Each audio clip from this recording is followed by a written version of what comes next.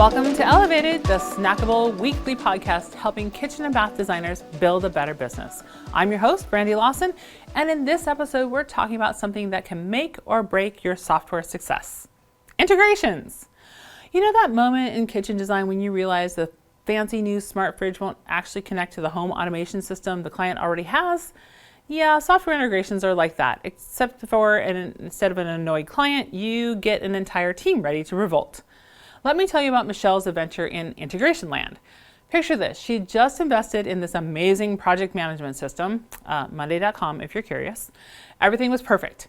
Task management, project tracking, even client communications, and then grab your worksheet at fieryeffects.com/choose if you haven't yet, because Michelle's story is about to save you from making a $10,000 mistake. First up, let's talk about the non-negotiables. Here's the golden rule of software integration. If it doesn't play nice with your email and files, it's a no-go. Full stop, no exceptions. Michelle learned this the hard way. Her new system advertised Gmail integration. But guess what? That only meant it could trigger automated emails. Want to see client emails in your project workspace? Sorry, that's a whole different product. So then let's talk about your integration investigation checklist. Before you fall in love with any software, ask these questions. 1, does it truly integrate with your Office suite? Google Workspace or Microsoft 365? Email, sending and receiving, calendar syncing, file storage access, and contact management. All right, number 2, how deep do those integrations go? Is it one-way or two-way sync? Real-time or delayed? Direct integration or duct tape solution? Speaking of duct tape, let's talk about Zapier, what I lovingly call the duct tape of the internet. When software companies say, we integrate with everything, what they often mean is you can make it work with Zapier.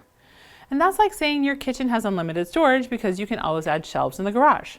Sure, it's possible, but is that really what you want? Let's talk about an information flow map. Here's an exercise to help you visualize your information flow. Drawing your business like processes like water flowing through pipes. So let's start with a lead coming in through the website. That flows into a CRM. Then that converts to a proposal. Then that becomes an active project, and then it flows to accounting. Now, if we did this, we'll mark every place where information needs to jump from one system to another. Those are your integration points. So let's talk about a real-world example. Sarah's firm thought they had it all figured out. Beautiful new CRM, fancy project management system, shiny proposal software. But here's what actually happened. Leads from the website had to be manually entered into the CRM. Boo. Proposals had to be recreated from scratch in a different system.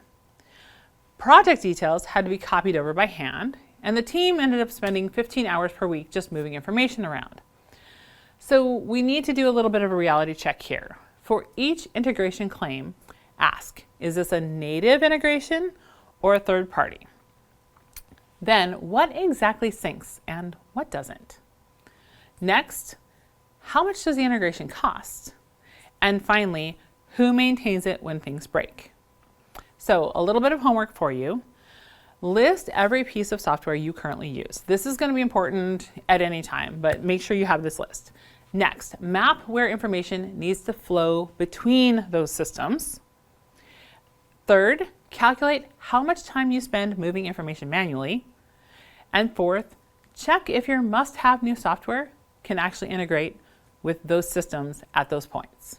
Pro tip, don't trust the integrations page on the software's website. If an integration is critical to your business, ask for a demo of the specific integration you need. Make them show you how it works exactly. Remember Michelle?